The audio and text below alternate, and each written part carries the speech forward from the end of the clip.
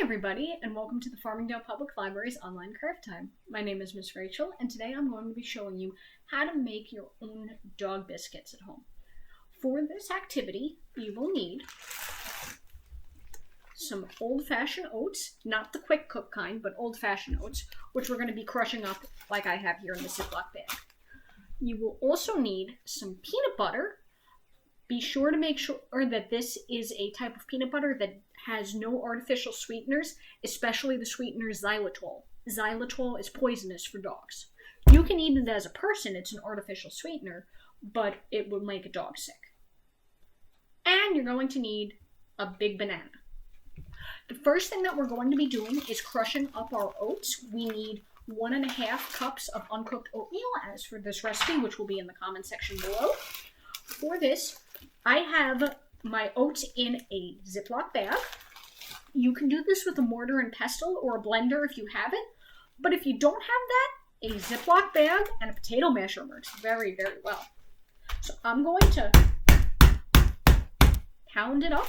I've already pounded these up pretty well, but I'll just give it one more. 1, 2, 3, 4, 5.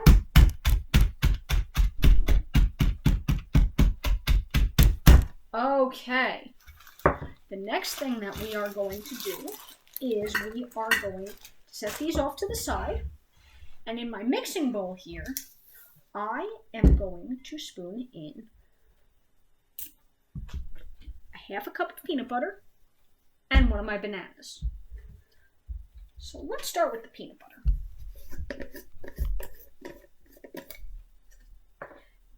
So I'm going to take my measuring cup and let's see, 1/4 cup, 1/3 cup, 1/2 cup. Okay. I'm just going to use one big scoop because my hair is clean.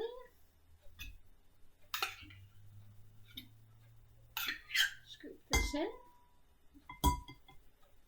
Also use a knife for this. Get these out of here. Meanwhile, while you are doing this, be sure to preheat your oven to 350 degrees and get a cookie sheet ready. We're going to either grease our cookie sheets or use parchment paper. Okay, so there is my peanut butter. Back on here. And I'm also going to cut up one big banana into my peanut butter. Again, it works a lot easier if you have a knife handy and a big mixing bowl. Okay? Always be sure, if you are young, ask a grown-up to help you cut the banana up, or you could put the banana directly into your bowl because next we're going to be mashing it.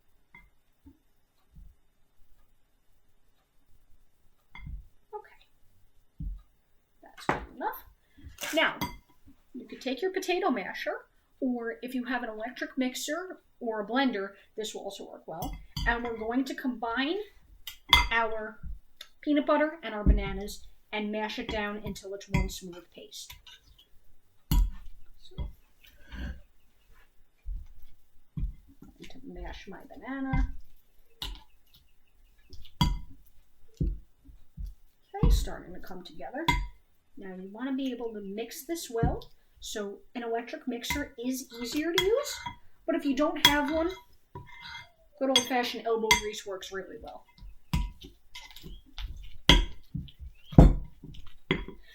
Now don't be afraid to scrape the sides of the bowl and scrape off your masher so that you can blend it some more. This smells delicious. It smells kind of like Reese's peanut butter cups. Now you can do this with other nut butters if you'd like. I like to use peanut butter because all of my dogs love it. Again though, just make sure it doesn't have any artificial sweeteners in it because those can be poisonous for dogs. Okay, so when you have a nice blended peanut butter banana goo, which is what this is right now, scrape off my masher, make sure I have, okay, and I'm going to set this down for a a second. I'm going to roll up my sleeves. Give it one last mix. Oh, see, I still have some banana lumps. That's why it's always good to give it one more mix after you've mashed it to make sure there's no lumps. Okay. Now we're going to add the oats. We're going to add 1.5 cups of uncooked oats. I'm going to just reach into my Ziploc bag and go 1/2 cup.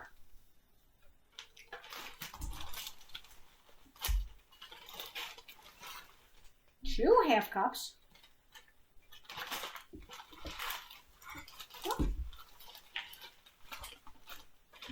3 1/2 cups. A little bit left in the bag.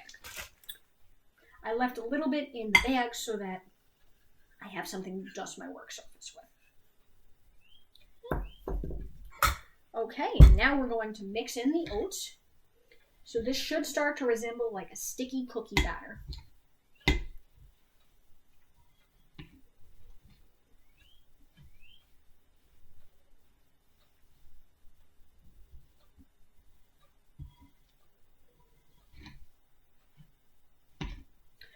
Don't be afraid to work this with your fingers. It's sticky, but it is really tasty. And if you're finding that it is too sticky, you can always add more oats. Or if it's not sticky enough, you can add more peanut butter.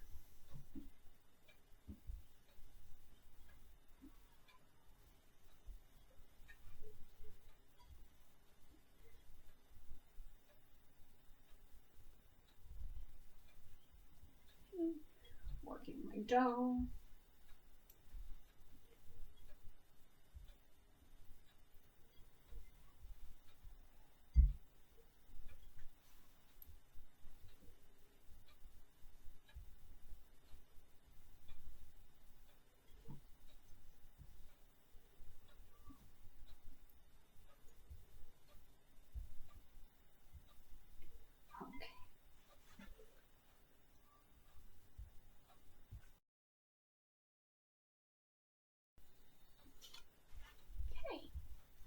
So I'm going to roll it into a nice ball here. Okay. And when you have it ready, I'm going to take a flat work surface. Here I have a plastic cutting board. And I'm going to scoop my dough onto that. There we go. Add a little bit more oats to dust my work surface. That's why I saved a little bit extra in the bag. And now I'm going to roll it out into a log.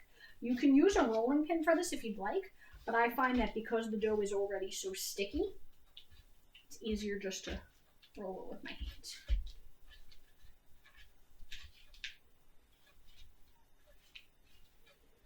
Back and forth, back and forth. Okay. Oh, the piece came off. Alrighty. And when you've got a nice little log, ask a grown-up to help you take a knife and cut it into slices.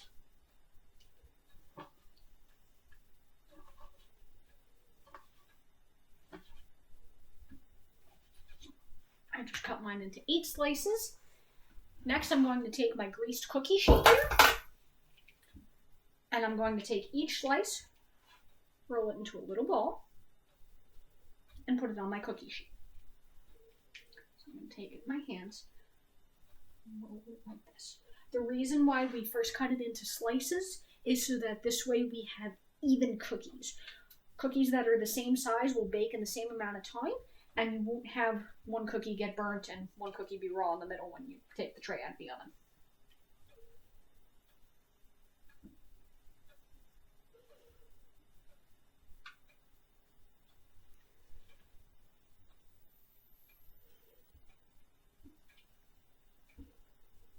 So I'm going to roll these up. Now if you take your hands and you make a wax on, wax off hello motion, you'll end up with a nice cookie ball. I'm making mine a little on the bigger side because I have a pretty big dog. And also I would rather have a cookie myself. You can eat these yourself as well if you want. these are safe for people to eat, but they're also safe for dogs. So maybe you could share one with your puppy. Okay. Almost done. Oh, this one looks too big. I'm going to take a little bit of it off, re-roll it. That's better. Now it's the same size as the others. And let's see. Well, I'm going to re-roll this one with a little extra dough too. Okay, now it looks better. Okay, and make sure when you put them in the tray that you space them evenly so that they cook evenly and you don't have one side get burnt. Alrighty, well there you go. So these we're going to bake in the oven at 350 degrees for about 15 minutes or until they're golden brown. Happy baking! Enjoy!